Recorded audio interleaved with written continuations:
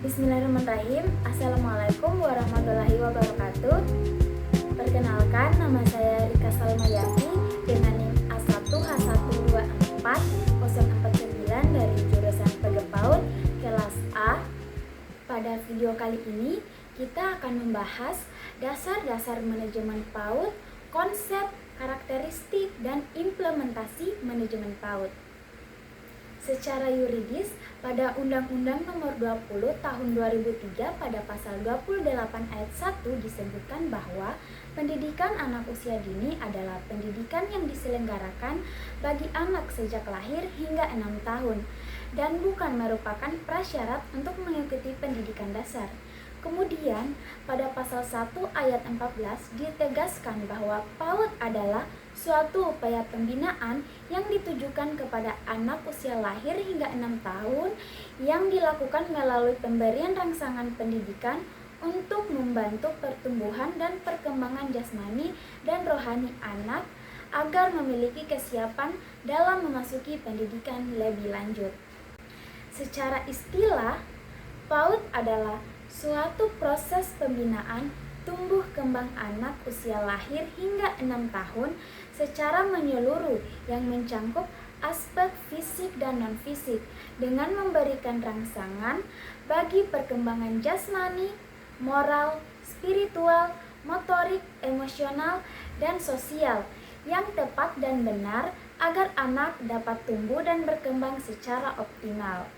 Secara kelembagaan, PAUD di Indonesia diselenggarakan melalui 3 jalur. Yang pertama, jalur formal seperti Taman Kanak-kanak dan Raudatul Atfal untuk usia 4-6 tahun.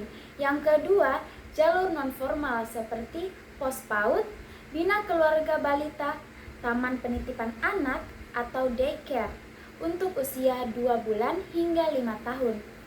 Dan kelompok bermain atau playgroup untuk usia 3-4 tahun dan satuan PAUD sejenis. Yang ketiga adalah jalur informal seperti PAUD yang diselenggarakan di lingkungan keluarga untuk usia 0-2 tahun. Terdapat 10 kecerdasan pada diri anak, yaitu logis matematis, emosional, interpersonal, kinestetik, verbal linguistik, visual spasial, spiritual, natural, musikal, dan kinestetis. Secara umum, tujuan PAUD adalah untuk menumbuh kembangkan aspek fisik dan psikis pada anak usia dini agar menjadi generasi bangsa yang beriman, bertakwa, berakhlak mulia, sehat, cerdas, dan pancasialis. Secara khusus, tujuan PAUD yaitu yang pertama, memperbaiki kualitas fisik dan mental atau psikis generasi bangsa. Yang kedua, membantu orang tua dalam mendidik anak-anaknya. Yang ketiga, menyiapkan anak usia dini untuk memasuki jenjang pendidikan dasar. Yang keempat, membentuk generasi bangsa yang berkarakter. Sementara itu, fungsi dari penyelenggaraan PAUD yaitu 1. Sebagai upaya pemberian stimulus pengembangan potensi fisik, jasmani, dan indriawi melalui metode yang dapat memberikan dorongan perkembangan fisik atau motorik dan fungsi anak. Yang kedua, memberikan stimulus pengembangan fungsi akal dengan mengoptimalkan daya kognisi dan kapasitas mental anak melalui metode yang dapat mengintegrasikan pembelajaran agama sebagai upaya mendorong kemampuan kognitif anak. Yang ketiga yaitu memberikan stimulus pengembangan motivasi, hasrat, dorongan, dan emosi kiara yang benar sejalan dengan tuntutan agama. Anak usia dini ditinjau dari sudut pandang fisiologis. Fisiologis adalah sesuatu yang berhubungan dengan fisiologi atau cabang biologi yang mempelajari susunan dan fungsi-fungsi normal tubuh serta mengikuti proses alami tubuh. Jika anak usia dini dilihat dari sudut pandang fisiologis, maka ada 2 rentang usia pada mereka, yaitu 1 bayi dan toddler, yaitu usia lahir hingga 3 tahun. Yang kedua yaitu masa anak awal, yaitu usia 3-6 tahun. Anak usia dini ditinjau dari sudut pandang psikologis. Pada sudut pandang psikologis, perkembangan anak dipetakan ke dalam 4 aspek, yaitu bahasa, sosial emosi, kognitif, serta agama dan moral. Pada bab 3 membahas tentang kurikulum pendidikan anak usia dini. Yang pertama ada program pengasuhan, yaitu 1 pola asuh otoriter, yang dimana kekuasaan guru PAUD sangat dominan, kontrol terhadap perilaku anak sangat ketat. Guru PAUD akan sering menghukum jika anak tidak patuh. Yang kedua ada pola asuh demokratis, yang dimana guru PAUD memotivasi anak untuk bereksplorasi melalui aktivitas-aktivitas edukatif. Ada kerjasama antara guru PAUD dan anak ketika beraktivitas, dan kelebihan anak dipupuk oleh guru PAUD. Guru PAUD senantiasa memberikan bimbingan dan arahan kepada anak, serta ada kontrol atau pengawasan dari guru yang tidak kaku. Yang ketiga ada pola asuh permisif, yang dimana anak mendominasi, tidak ada bimbingan dan pengarahan dari guru, dan kontrol dan perhatian dari guru terhadap anak kurang. 3 kegiatan dalam program pengasuhan yaitu 1 kegiatan pengasuhan responsif. Kegiatan pengasuhan responsif dilakukan oleh guru PAUD dengan memperhatikan keinginan dan kebutuhan anak ketika berinteraksi dengan dirinya.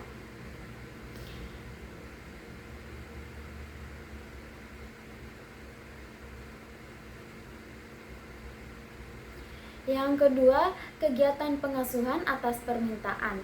Kegiatan pengasuhan atas permintaan dilakukan oleh guru PAUD berdasarkan permintaan dari anak maupun permintaan dari orang tua. Yang ketiga, kegiatan pengasuhan prediktif. Kegiatan pengasuhan prediktif merupakan kegiatan pengasuhan yang dilakukan dengan memberikan rutinitas kepada anak untuk menstimulasi tumbuh kembangnya. Pada bagian B, program pembiasan. Yang pertama ada pembiasan rutin. Kawasan pola perilaku yang dikembangkan melalui kegiatan pembiasan rutin yaitu berdoa sebelum dan sesudah melaksanakan kegiatan. Yang kedua, mengucapkan salam jika bertemu dengan orang lain. Yang ketiga, tolong menolong sesama teman. Yang keempat, tenggang rasa terhadap orang lain. Kelima, rapi dalam berpakaian dan bertindak. Keenam, bertanggung jawab terhadap tugas yang diberikan. Ketujuh, berlatih tertib dan patuh pada aturan. Kedelapan, memusatkan perhatian dalam jangka waktu tertentu. Kesembilan, berani dan mempunyai rasa ingin tahu yang besar. Kesepuluh, mencintai tanah air. Ke-11 mandiri, ke-12 menjaga kebersihan, ke-13 mengendalikan emosi, ke-14 dapat membedakan milik sendiri dan milik orang lain, ke-14 menunjukkan emosi yang wajar, ke-15 sopan santun, dan ke-16 menjaga keamanan diri. Yang kedua ada pembiasan spontan. Pembiasan spontan adalah kegiatan yang dilakukan oleh guru PAUD terhadap anak yang bersifat spontan saat itu juga dan pada waktu terjadi keadaan tertentu. Yang ketiga ada pembiasan keteladanan. Pembiasan keteladanan ini merupakan kegiatan memberikan contoh perilaku yang baik sesuai dengan sistem nilai yang berlaku oleh guru PAUD terhadap anak. Selanjutnya C, program pembelajaran. Langkah dalam menyusun program pembelajaran PAUD yaitu melakukan analisis konteks, menetapkan visi, misi, dan tujuan lembaga PAUD, lalu mengembangkannya menjadi program kegiatan yang real agar dapat meningkatkan kualitas lembaga PAUD tersebut, serta menetapkan isi program pembelajaran PAUD, alokasi waktu pembelajaran, dan mengembangkan perencanaan kegiatan pembelajaran yang meliputi hal-hal seperti perencanaan program semesteran atau promes, perencanaan program mingguan atau rencana, pelaksanaan pembelajaran mingguan atau RPPM, perencanaan kegiatan harian atau rencana, dan pelaksanaan pembelajaran harian atau RPPM. Kemudian tema. Tema merupakan ide pokok, dan ide pokok tersebut dipilih menjadi sentral kegiatan. Ada beberapa sentra yang dapat dikembangkan oleh lembaga PAUD berdasarkan situasi dan kondisi masing-masing di lembaga PAUD, yaitu seperti sentra bahan alam, kemudian sentra main peran, dan sentra balok, kemudian juga sentra seni, dan sentra persiapan. Pada bab 4 membahas tentang hakikat manajemen PAUD. Poin A, pengertian manajemen PAUD. Secara sederhana, manajemen PAUD dapat diartikan sebagai manajemen yang diterapkan dalam pengembangan pendidikan anak usia dini. Dalam arti, ia merupakan seni dan ilmu mengelola sumber daya PAUD untuk mencapai tujuan PAUD secara efektif dan efisien. Jadi, manajemen PAUD adalah suatu kegiatan pengelolaan sumber daya PAUD dan aktivitas kerjasama antara sumber daya PAUD untuk mencapai tujuan lembaga PAUD yang telah ditetapkan sebelumnya secara efektif dan efisien. Poin B, unsur-unsur manajemen PAUD. Ada 5 unsur dalam manajemen PAUD.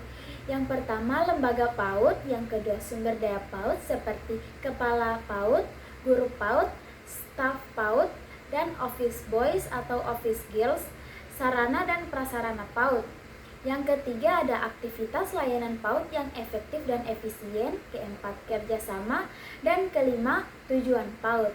Pada bagian C membahas tujuan dan manfaat manajemen PAUD. Tujuan dari manajemen PAUD yaitu yang pertama, agar setiap aktivitas layanan PAUD di lembaga PAUD dapat terencana dengan baik. Yang kedua, agar setiap aktivitas layanan PAUD di lembaga PAUD dapat terorganisasi dengan baik. Yang ketiga, agar setiap aktivitas layanan PAUD di lembaga PAUD dapat terlaksana dengan baik. Yang keempat, agar setiap aktivitas layanan PAUD di lembaga PAUD dapat dimonitori atau diawasi dengan baik. Yang kelima, agar setiap aktivitas layanan PAUD di lembaga PAUD dapat dievaluasi dengan baik.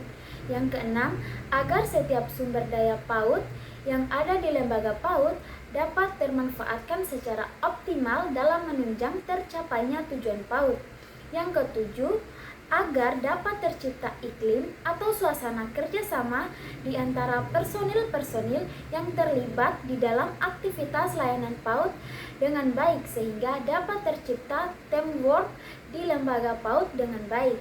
Yang kedelapan, agar tujuan PAUD di lembaga PAUD dapat tercapai secara optimal, efektif, dan efisien. Sementara, manfaat dari manajemen PAUD bagi lembaga PAUD yaitu yang pertama, lembaga PAUD memiliki tujuan PAUD yang jelas dan realitas. Yang kedua, lembaga PAUD memiliki berbagai program layanan PAUD yang dibuat melalui proses perencanaan. Yang ketiga, lembaga PAUD memiliki struktur kerja sumber daya PAUD yang jelas. Yang keempat, lembaga PAUD memiliki job description pada setiap sumber daya PAUD yang ada di dalamnya. Yang kelima, lembaga PAUD memiliki iklim kerja yang kondusif.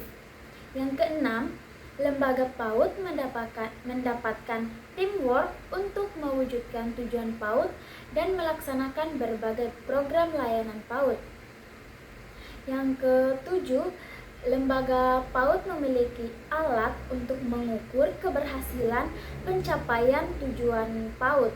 Yang kedelapan, lembaga PAUD mendapatkan berbagai bahan masukan dari kegiatan pengawasan dan penilaian untuk melakukan upaya perbaikan berkelanjutan. Pada bab 5 membahas tentang ruang lingkup manajemen PAUD. Pada bagian A, manajemen peserta didik. Manajemen peserta didik dapat diartikan sebagai usaha pengaturan terhadap peserta didik, mulai dari peserta didik tersebut masuk di lembaga PAUD sampai mereka lulus. Pengaturan tersebut dimaksudkan untuk memberikan layanan PAUD sebaik mungkin kepada peserta didik. B.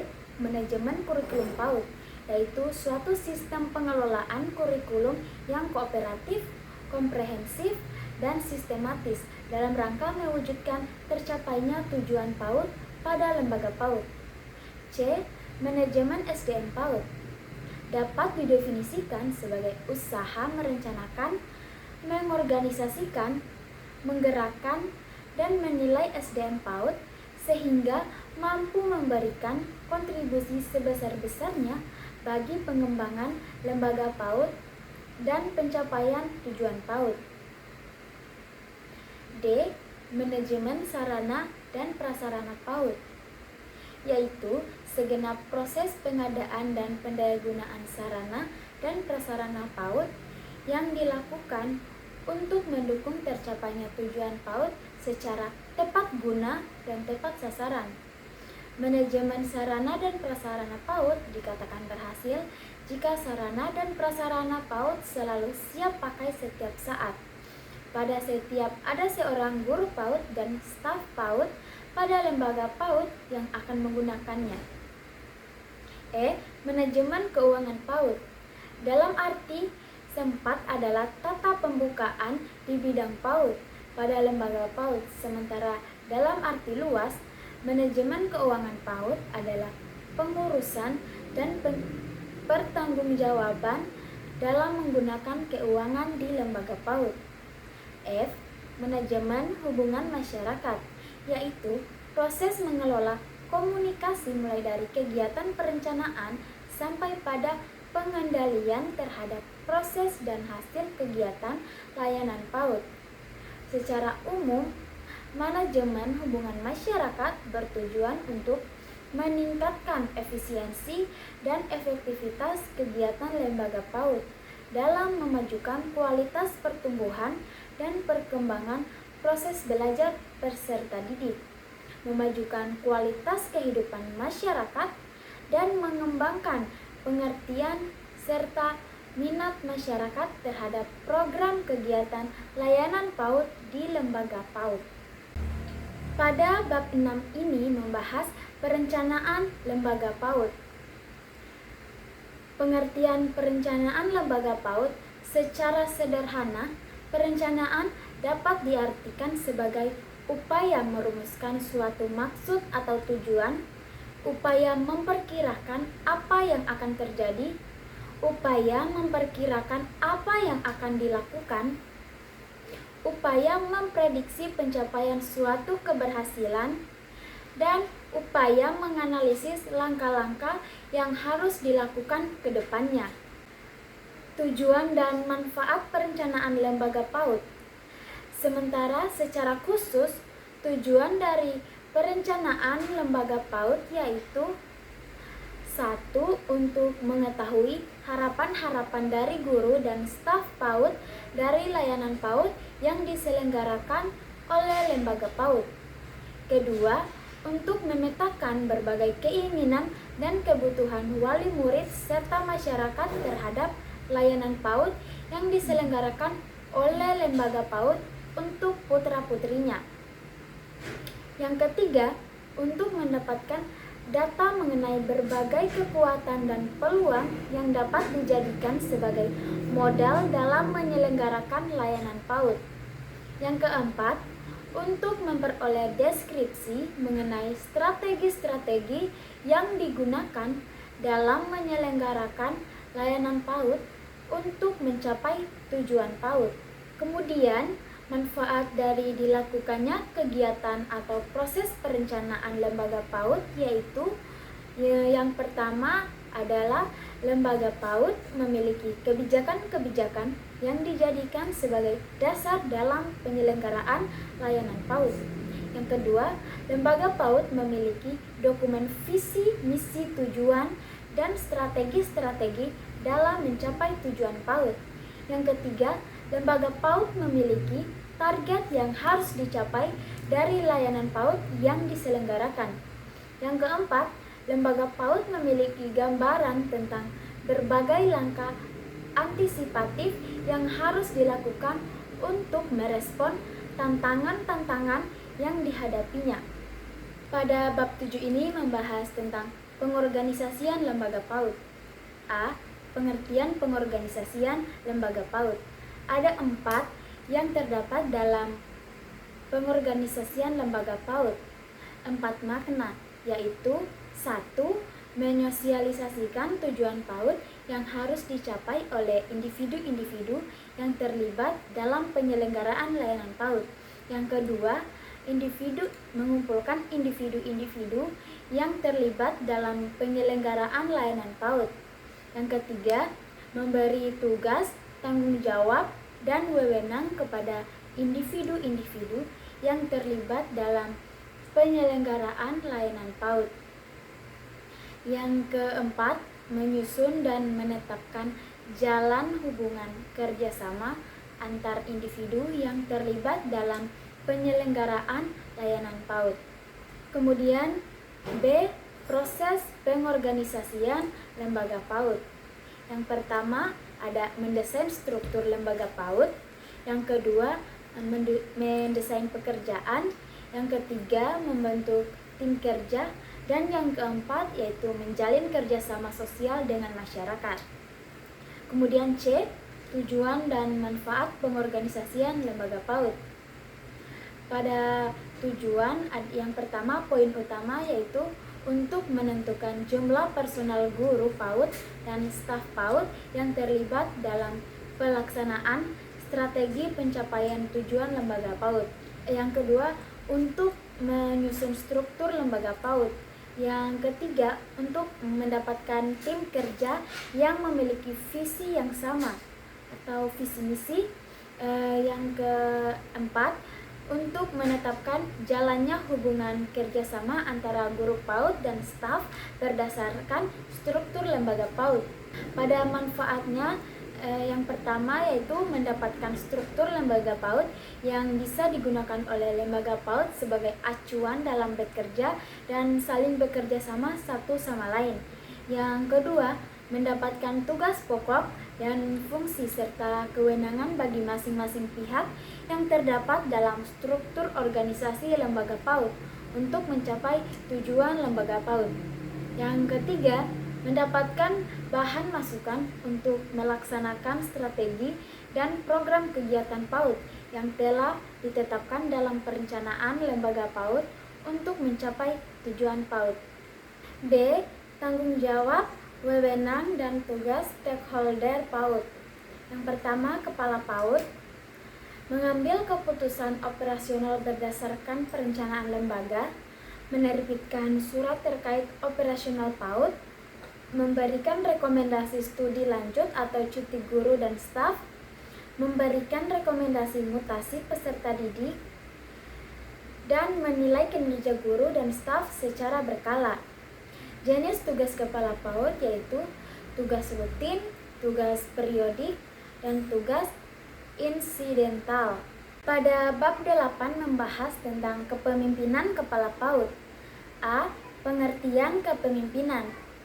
Memimpin adalah upaya memberikan pengaruh kepada setiap sumber daya manusia untuk melakukan kegiatan dan saling melakukan kerjasama dalam berbagai kegiatan.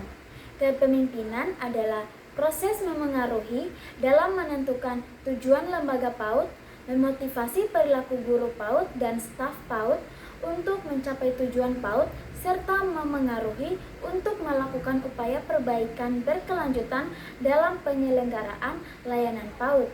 B. Kepemimpinan Kepala PAUD sebagai komunikator dalam pelaksanaan program kegiatan PAUD.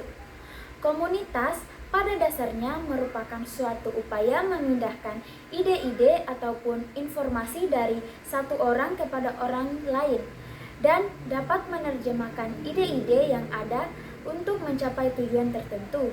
Komunitas pada lembaga PAUD dapat terlaksana jika memenuhi syarat-syarat seperti komunikator atau orang yang memberi informasi, channel atau saluran dalam menyampaikan informasi, message atau bahan informasi yang disampaikan, communicates atau si penerima informasi yang disampaikan, dan respons atau kegiatan yang timbul sebagai reaksi terhadap informasi yang disampaikan.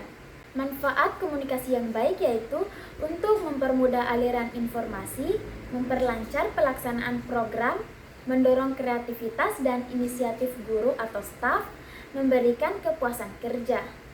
Peran komunikasi dalam mengendalikan masalah yaitu untuk mengurangi konflik dan kesalahpahaman, mencegah persaingan tidak sehat, menghindari pemborosan, menyatukan perbedaan persepsi, dan mengurangi egoisme, meningkatkan kerja sama tim.